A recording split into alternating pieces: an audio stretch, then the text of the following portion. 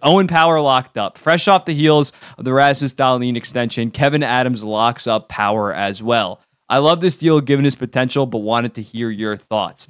So yeah, Owen Power, obviously, here for the long haul. Owen Power has signed a 7-year contract with an AAV of $8.3 million. And I like it. I think it's a solid deal. You look at Owen Power last year at only age 20, put up 35 points in around 78 games. He showed those offensive flashes of a future elite offensive defenseman. It was very promising, especially because defensemen do usually tend to take longer. The fact that he was already probably a good second pair guy, sniffing top pair, obviously, if they didn't have Rasmus Dahlin. It was a very impressive rookie season, and they are clearly following the trend that they did with Dylan Cousins and Tage Thompson in paying a guy now and just letting that contract mature, because they did kind of mess up with Rasmus Dahlin in the sense that they bridged him. And it was tough to give him a long-term contract because his contract came up when he put up 23 points in 56 games.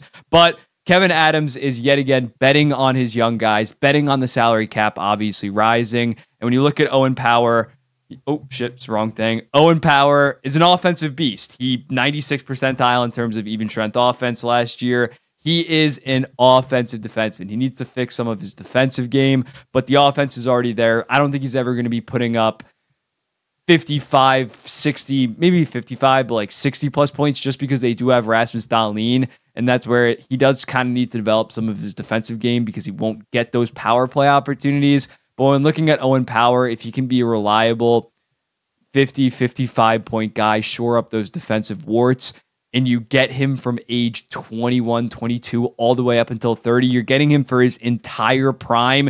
It's not like other deals where these guys get locked up at 26, 27, and then you're paying them into their mid-30s. This is solely, it's only a 7-year deal. So this is him 22 to 29. You are getting Owen Power as long as he can be a top 40, 30 defenseman in the league. This is probably fair value throughout the duration of the contract. You look at the Athletics model that models these contracts. They don't love him in the first couple years of this deal. It says that he's only worth 6 points. He's going to be worth only 6.7, then 7.7, then 8.5. Then you're going to get into that surplus value. They don't really love him from a defensive standpoint and don't have him that high from an offensive standpoint.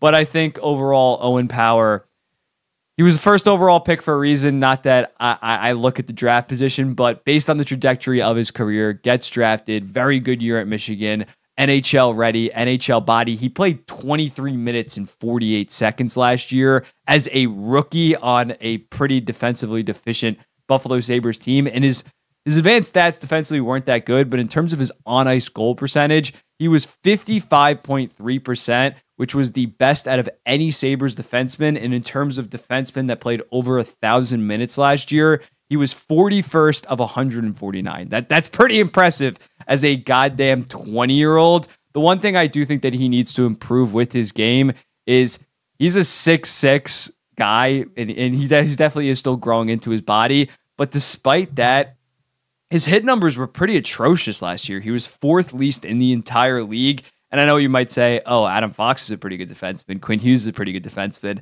Quinn Hughes is 5'10". Adam Fox is 5'11". Those are smaller end guys. I'm not like a boomer, like he needs to be hitting 100 points hits a year, but I do think he was kind of a little bit timid, a little bit shied away from physical contact on the defensive end. Other players were kind of able to bully him despite him being 6'6".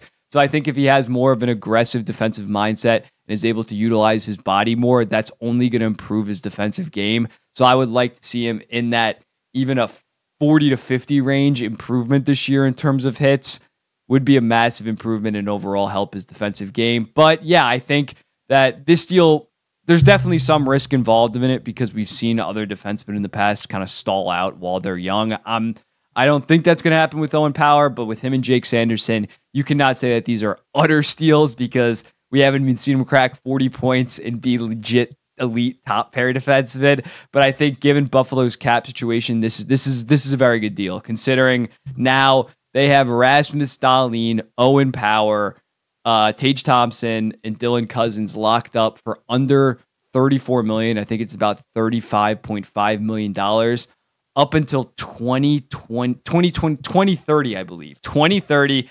Their entire big four is locked up pretty cheap. And by 2030, the cap is going to be over 100 million. So you're going to have your four best players making less than a third of the salary cap. Back what was Toronto's and it was his worst. It was like 40 million for four players. You're going to have them for 33. And with those deals, those guys, Tage Thompson's the oldest of that bunch, and he's still 25 years old. Maybe he's a fresh 26. So those guys are all in their prime. It's not like Toronto Maple Leafs when you had to give John Tavares that contract at 27 and it rapidly starts to regress. You're going to be getting those four stud guys for the most part all at bargain. If Power progresses by year 3, bar year 4, he's going to be worth that. That's going to be a probably surplus value deal. Dahlin isn't a fantastic deal, but if he's going to win you the Norris, he's going to be worth more than $11 million. Norris finalist, that's probably like 11.5, 12. And then the Cousins and Thompson deal, them being at a combined $14 million, really allowed Kevin Adams to take those risks on slight risks. Obviously, I don't think they're massive risks, but those two contracts allowed Kevin Adams to say, I'm not going to pinch pennies, try to do another bridge deal with Dahlin or do a bridge deal with Power. I'm just going to pay him because we have so much surplus value built up with those two other contracts that I think Buffalo definitely has in terms of core four. Maybe you have to got to make a video or a list on that. Best core four salary structures. It'll be really hard to find a team that's better for over the next 7 years in terms of their salary structure as the Buffalo Sabres, because their only bad contract right now is the Jeff Skinner one, but even him was above a point per game last year in terms of long-term deals. So the Sabres are looking pretty good. But let me know in the comments, what do you think about the Owen Power extension? Do you think he's worth it? I want to hear from you guys.